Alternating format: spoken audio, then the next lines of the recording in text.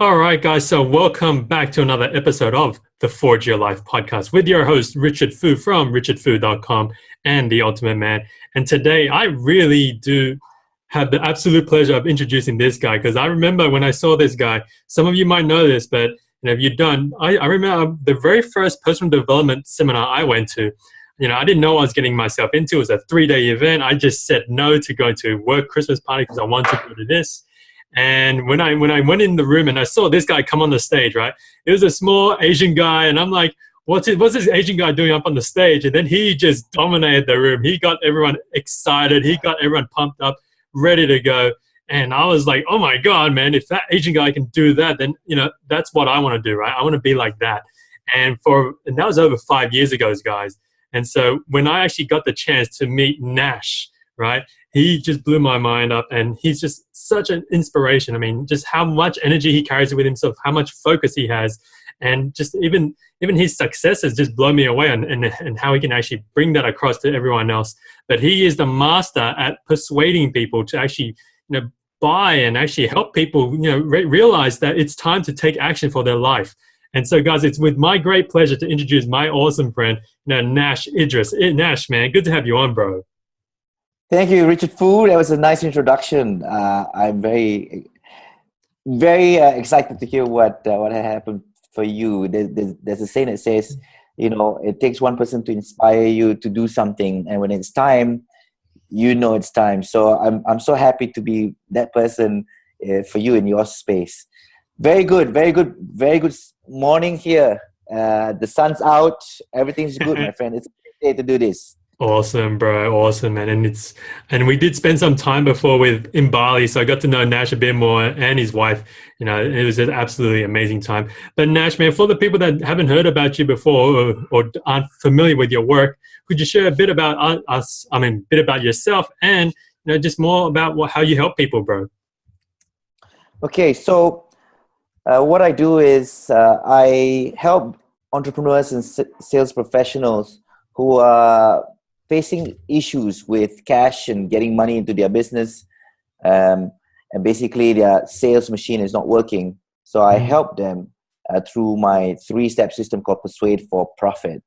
And it has been working really well. I've learned this system that I took from many places that I learned from, and I use it also in my business. And it has created a lot of successes. So that's what I do. I help entrepreneurs and sales professionals in their sales machine. Yeah, and guys, Nash is just being a little bit modest here. He actually owns and runs a pretty big insurance company, as well as having been on, the Apprentice, the Asian version of it, in the first season. And he's also a corporate trainer with AirAsia. Isn't that true, Nash? Yeah. All right. So I didn't want to blow my horn too much. I'll do it for you, man. Thanks for that, Richard.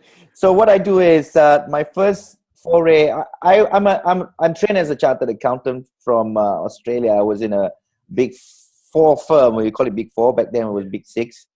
And when I came back, I worked for a big oil and gas multinational, and then I went to the UK as investment banking and many other oil and gas companies. And then I came back, I decided to start something on my own, become an entrepreneur. So I failed a couple of times, but when I got into creating my financial advisory firm, not insurance, but financial products, selling financial products to people, to consumers, I decided that I just want to make it big. I just want to win and make this my place of becoming financially free. This is how I want to become financially free. So within 3 short years, I won multiple awards. My business also won business awards, 3 years back-to-back awards, which we totally love. And then I decided that, I want to reach out to more people. So I went out and learned from this person, a person who's my mentor. His name is T. Harv Eker. He wrote a book called Secrets of Millionaire Mind, and he had a program called Millionaire Mind Intensive. I joined the program. I became part of this training team. That's when I met Richard. And from there, I traveled all over Asia and Australia, Perth, Sydney, Melbourne, Brisbane. And then I went to Vietnam, to Brunei, Singapore, Thailand, and obviously Kuala Lumpur. And then I decided, hey, my wife, I'm a person who can't stay put, right? So then my wife said, dude, you always wanted to meet this billionaire. Why don't you go and join the program? So I decided that I'll put my name in to join the program called Apprentice. I think everybody knows Apprentice.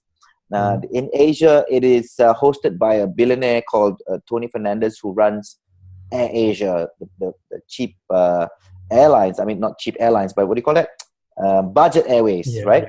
Yep. And coming out of that, he said to me, even though he fired me in the program, like before the semifinals, at the final bash at a party, he said, Nash, come here, I want to talk to you. So I came up to him and he said, look, you know what? Basically, my assistants, well, his two advisors, both of them like you. So they like you, they like your energy. It fits into our culture. Because AirAsia is a kind of a like vibrant culture. Think of Richard Branson, right? Yeah. Richard Branson of Virgin Airways, his vibrance. Yep. So same goes. Tony Fernandez's mentor is Richard Branson, and I became, and I also like Tony Fernandez and Richard Branson. So they see this vibrancy in me, and they say, "I want you to join us." Instead, I was thinking, how can I not join you? How can I do something with you? So I found what they needed, which is a problem, and I tried to fix that problem by giving a solution, and that is by training their people. They needed 1,000 leaders to be up there and lead the airplanes, because they're about to buy a lot of airplanes. So I created a program called a leadership program, 3 different programs over 3 months that they had to go through. And then Tony became my client. So instead of working for him, I work with him. And then this corporate training company starts moving along, and it's really, really cool. I loved it. But deep down inside, Richard, what I felt was, you know what? You know, these corporates, they actually have a lot of money. They can train their people. But I always, in deep down inside, I always love to work with people. And I always wanted to help business owners and entrepreneurs and sales professionals, people who are working on their own, to develop their businesses from small to big. So hence I started this program for small business owners and entrepreneurs, which is my next foray. And I'm not going to talk about these other things that I'm doing right now with 2 other businesses. It's just coming on board, but using the same principles that I use in my business right now, applying it to these 2 other businesses. Dude, man, that story with Tony Fernandez, I mean, that blows my mind, right? That's the first time I ever heard it from you, man. And so honestly, thank you for sharing. It's such a good story. And I loved it. And I want to pull this part out of it, is that, you know, you said to yourself, I mean, if Richard Branson came to me and said, Richard, I want you to work for me, you know, like 99% of people would be like, hell yeah, I'll work for it. Yeah. But you stood out and you said, actually, I don't want to work for you. I want to partner with you, right? I want to work together in a way, not for me to, you know, work for you as you as my boss, but I want to be something else. I want to be like equals with you. And I loved it. And this is why, you know, people who are listening really need to tune in here, because, you know, you were able to persuade, man. You're able to persuade Tony Fernandez to not just say, you know, I want to work with you. You know, I want you to work for me, Nash, but I want us to work together, right? You're able to persuade him to do that. And that's what you're doing nowadays, right? With the entrepreneurs and solopreneurs, to help them learn how to persuade, not just to get clients, but even to get partners, right? And reach out to people well above where they're at the moment, and how they can actually form, I guess, partnerships together and work together, right? Yeah, spot on, my friend. Yeah. Epic, man. And so take us through that idea then, Nash. I mean, like, for sure, first time when Tony came to you with that idea, right? I want to bring in this part, because I want to dig into how did Nash break this down, right? Yep. And what went through your head, man? I mean, like, surely you would have went, oh my God, he wants me to work with him. But then what made you shift and go, actually, I'm going to try and, like, let's be partners in this? What made that shift happen in your head, man? So I vividly remember that day when it's a party. It was a closing down program of Apprentice Asia, and we were just, you know, dancing on the dance floor, and Tony's there dancing, and then he went to the side, and people started talking to him. And when he called me over, and I'm like, why You know, the host, right?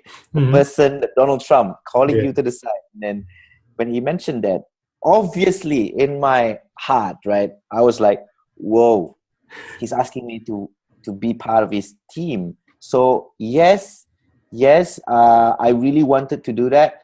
But at the same time, I was thinking, I can't just pack up and leave my business. So I don't want to do that. So and I truly love what I do. I love meeting people. I love talking to people. I love to see that my success and money that comes into my pocket is derived from my own personal efforts. Yeah. Mm-hmm. So it's not like I'm a small part of a big company and I'm just a big small puzzle that, you know, Yeah. brings in the money. So I always had that in my body, in my head, in my mind. So the first thing I remember was, as an entrepreneur, your job or my job is to find what is the problem that a person has and to help them solve the problem. Mm-hmm. So I didn't know what was going on yet, but when he said to me, Nash, come on board, join me on the plane. We're going to meet up with Richard Branson on the plane. If you can recall, they made a bet where Richard Branson's team and Tony Fernandez's team on Formula One, they say whoever loses will go and wear the other person's dress on that person's flight. Yeah. So we went on that flight, and that's when I met people on the flight. I met his suppliers. I met the companies. I met GE, many other people that is around Tony Fernandez, and that was at like a networking dinner function. It's like a drinks function. Yeah. So I started talking, and I do the same thing that I teach people on how to socialize. Mm-hmm. So I use my socializing techniques.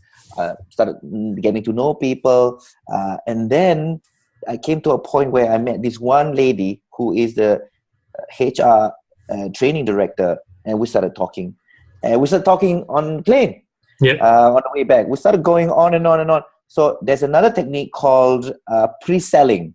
So some in sales, in business, one of the things I teach, which is languaging or communication, is never say no. Never say, I can't do that. You know what I'm saying? Mm-hmm. So I had a chat with her and asked her what's going on. And she told me, she laid it out nicely that these are the things that was happening and I need help in this particular function. It so happened that I know those things.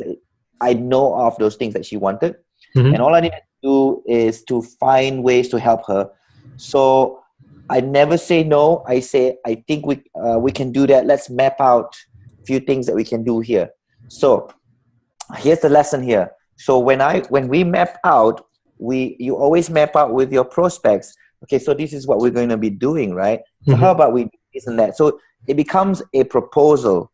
So this is the most precious time of 3 or 4 hours on a flight to produce a program, produce a product for them. So I persuaded her. She said, look, I love what you have. Tony would normally just tell me that whatever you want to do for the benefit of the company, go ahead. Mm-hmm. But you got to come in and pitch against 3 other companies. So I said, no, not to worry. So I went home and created my own proposal and went for a pitch. And I was really confident with my pitch. That's part of my program as well. It's about closing the deal, which is using a template when you want to pitch.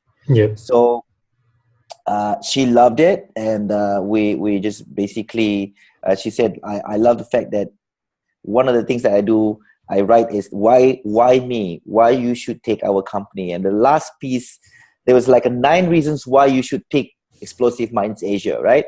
So number 1, because of the awards we won. Number 2, because of the trainers that passionate. The last one is because I think what I said was because we are extremely good looking or something. Something to that effect, right? So she goes, I like the number 9. Hey, you got a job, man. Yeah. The lesson was sometimes you got to infuse some fun, you know, in your proposal. So we got a job, and we got all these batches of people together. And one of the best highlights was that when I met up with Tony again, and we met at a function where he was receiving the top business leader award, and I was there, and he said, "Hey Nash, good to see you. I just want to say that I'm quite surprised with what's going on with our leaders. They're turning out to be really good. So thank you for your help." So that, dude, yeah, it's huge. That's a testimonial. Yeah, man, you can put that out there. I wish I had my phone to record what he said. But yeah, that's how I turn around an opportunity to persuade him. And not just him, but I try to find out what is the problem and provide a solution to the problem. Amazing, man. Amazing. And so, man, would that be the real key thing to persuading, man? It's really, because I think when we talk about persuading or influencing, a lot of people, especially in business, right? We think we just got to close the sale, right? We just got to make the sale, make it happen. But I love your technique and your approach to it. It's more, identify the problem and then really like paint out. And, from what you're saying here, this is what happened on the plane. Is like, you didn't even have to identify the problem. You just said, hey, what's happening in, corporate training over there at AirAsia? And she just opened up to you, right? For some reason, maybe because you were good looking or something, man. But, she opened up, right? And told you her problem. And then you just addressed her problem, right? Said, this is how we're going to tackle the problem.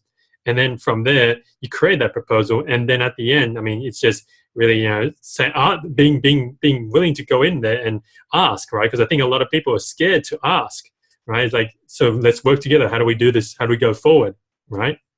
Yeah, that's key, Richard. Just now what you just mentioned was how do we move forward?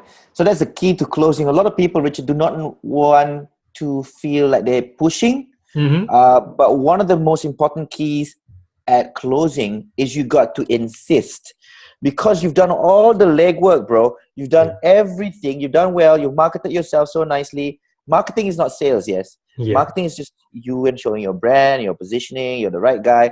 And then closing is when the rubber hits the road, so to speak, right? That's when you really need to present, to show a proposal, and to say, okay, you got to insist that we're going to move forward. So insistence is another word that is important to everybody out there. You got to always insist. So how do we move forward? When can we get the letter of agreement to get this going?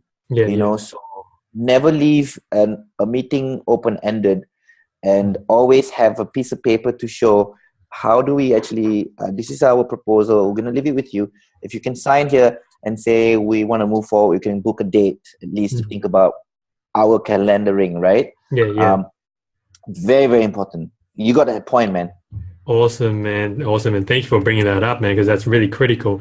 And so then what you were saying, man, is that the insistence, right? We have to like, some people might think that the word is like insisting is like where you keep pushing, right? But there's actually a difference, right, between like pushing and actually just like, just leading them into it, right? So it's kind of like if we could take it into a sales discussion, just like then it's like, it's basically assuming, okay, you're ready to go, I'm ready to go. So where do we go from here? Right? It's kind of like that, rather than asking, so do you want to go ahead? Right? Because then it's kind of like, and walk me through this, man. Some people who are listening, is that there's a difference, right, between saying, do you want to go ahead, or so how do we move forward with this? Yeah. Yes. First, the psychology of closing things. I'm going to bring this back a little bit, backwards here a little bit, because the psychology of closing is this. Number one is the closing is not for you. The closing is not for you. I teach this in my part 3 in my Persuade for Profit, and the psychology, I call it the X factors. Okay, closing is for your prospect or the buyer. Okay, so imagine that you have 2 types of phones. Here's an iPhone and here's a Samsung, right? And you go to the shop and you're not sure which one you want to buy, right? So you want to listen to this guy, and this guy says, Samsung says da, da, da, da. He's not quite sure what Samsung is, and iPhone is da da da da. So if it was you're going to be quite annoyed probably if this person can't say what it is, right? Yeah. And they can't close. But if I go to the next shop and say, okay, this is Samsung, and Samsung has a big screen and it's got this kind of quality, and this is iPhone's got SSID, solid state, it's got 12 megapixel, it runs all the time, it's got no virus. I think this is something that you need. Mm-hmm. So if that person says that to me, they understand that the close is not for them, but the close is for me. I'm the buyer. You got to help me make the decision. So you make sure that the person knows that the close, this is for you, because this is for you. Yeah. So when they understand that the close is, when you as a persuader understand that the close is for the buyer to make a decision and to nail it, you're gonna be okay. You're gonna be fine because you're really giving it to them. So back in this AirAsia situation, I need to close this because I really want to help them. Yeah. It's for their people. Yeah. You know what I'm saying? So I come from love to tell them this is really for you. And because I insist this is really for them, this 3-part program is going to look like this and this and this. And they get it and they can feel it genuinely and from our hearts that we really want to help. That's why you got to always insist. When you insist, they will say, all right, I'm with you. You know? Gotcha. So that's important. Versus, do you want to buy it? Yeah, gotcha, man. And you make so much sense. If I could replay it here, it's really about just getting them, really taking yourself out of it, right? Because this is the problem with sales. It's even the problem when we go out and ask girls out, right, Nash? It's like, when we think we're going to put ourselves on the spot, it's about us, but it's not actually about us, right? If we're going to go for a close, it's not about us. It's not about our business. It's about whether we can solve that thing for them and whether they can see that we can solve it for them, right? It's really being that gift. Being that gift, because you're a gift. Yeah, like what you said with the girls, you really, you know that you're confident enough and you're the gift, right? So you got to be confident to do that. Yeah. Oh man, epic, bro, man. Nash, man, this has been so awesome, man. We're gonna lead this into wrapping up, man. We're gonna have to probably do another podcast after this, man. Right? It's so good, man. It's so good, right? And we barely even scratched the surface of it. Yeah, exactly. So, man, we're going to lead into some awesome questions here, man, that I want to ask you, right? So this one's one of our signature ones. It's called the time travel moment, right? Where we go back 5-10 years ago, where you could go back to, little Nash, right? Whenever time period you want. And if you could tell little Nash something, that one piece of advice, right? What would that be, man, to, yourself back then? Okay. So one piece of advice that I think two people, the first person that says this to me was my dad. And my dad, he's a banker and we don't know what we want to do in life. So we just look out to our parents and we went, oh yeah, that's a doctor. Oh, that's a lawyer. So you want to be just like you. But my dad says to me, you can do whatever you want in life. Do whatever you want. Richard Cledderman, pianist, makes a lot of money. You want a lot of money? I was like a 5-year-old, 6-year-old, right? And I said, yeah, why not? So my dad bought me a piano. I ended up not liking piano, okay? Yeah. And then my dad said, it's okay. Bring you to the golf course. So look, you can play golf, Playing golf makes you a lot of money too. You don't have to be a banker. So I hit some golf balls. Didn't like it. 6-year-old didn't like it. But every time until today, I realized that was one of the best pieces of advice my dad said to me, was that you can be whoever you want. You don't have to be what other people ask you to be. Wow. And I take it until today. Although my father didn't make it as a businessman, and that's a belief system that was in my head, I had to let it go. But that's powerful advice. Now, the second advice that got to me was when I didn't know what to do in between uni and work, right? I already got a job at KPMG. Yeah. And I'm a very energetic person, loves to meet people. So I went and worked in this place called Club Med. Have you heard of Club Med before? Yep. Like a resort, right? Like a resort. And I was single and loving it. And so as a person who's a GO, they call it, the host, we gotta sit around tables and host other people. I cannot remember who said this to me, but someone who has a family, and I think he was an entrepreneur. So he said to me, Nash, what would you like to do after this? And I said, I really don't know, but I know I'm going to go to KPMG. And then he says this to me. He said, look, the world's your oyster. You can do or be or want to do whatever you want. The world's your oyster. Take it. And I said, okay. That was the first time I heard that, dude. Yeah, yeah. That was the first time that it really hit that on my head and say, the world's your oyster. This is one chance in life. So then I decided I just want to have this one word that is what I have until today, which is free, being free. Yeah. I just want to be free.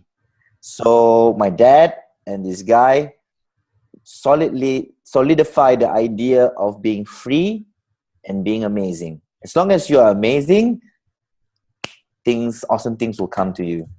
Yeah. Oh man, that's so good, man. I had more questions lined up for you. I'm like, you smashed it out with just those two, man.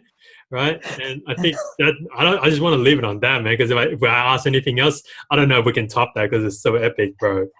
Right? You know it, man. So Nash, man, I mean, for the people who are watching, if they want to learn more about yourself and want to learn more about the Persuade for Profit system, where's the best place for them to go, man? Okay, so the best place for you to go is to go to my tiny URL. This is so long. Yeah. So it's tinyurl.com and /work with Nash. Right. So right. Work with Nash. So awesome. I think you know how to say that, right? /work with Nash. All right, we'll add that into the show notes, man. Epic, man, epic. So, yeah. Nash, man, as we're wrapping up here, was there anything else you wanted to say that we didn't get a chance to cover on this podcast? Because I know we're going to do another one later on, man. I think all I want to say is I don't know what to say, man. I think I think if we come from our truth and speak our truth, because there is no way that we can fabricate things when we are in our truth. And when we are in our truth, we are in our light and people can see it. So speak your truth, not the truth, but your truth, and stand firm in your truth. And then come from love, because people feel love, people feel emotions. And just remember to be whoever you want to be and stand for freedom. So I always sign off my sayings with, I speak my truth, I come from love, and I stand for freedom. And I pass it back to you. No, so epic, man. So Nash, man, thank you so much for being on, bro. Absolutely love it. We're going to have to do another one, man, to share more about that, man. And so guys, as you heard from Nash, I mean, if this really resonated with you, if it really meant a lot, and if you learned so much from this chat with me and Nash, then don't keep this the world's best kept secret. Make sure you put it out there. Make sure you go out and you share it, because what Nash has to say, what everyone else on the podcast episodes have to say, it means a lot to the world, and we need to get it out there. So make sure you head over to iTunes and rate this podcast with 5 stars. If it's not, let me know. So then I'll figure out how we can make it 5 stars. And guys, so that's the end of this show today, guys. And of course, remember to go out there, go live with love, guys, and go smash it. And I'll see you on the next one.